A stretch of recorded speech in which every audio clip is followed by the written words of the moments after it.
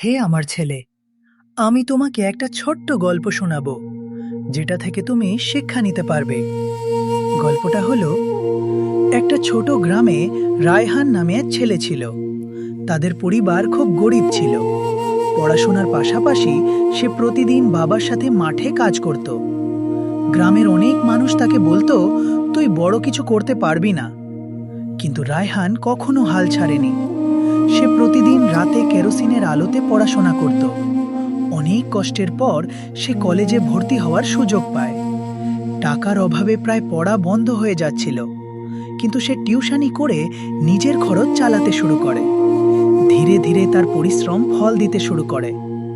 একদিন সে বিশ্ববিদ্যালয়ে স্কলারশিপ পেয়ে যায়। পরে সে একজন সফল ইঞ্জিনিয়ার হয় এবং নিজের গ্রামের জন্য একটি স্কুল তৈরি করে।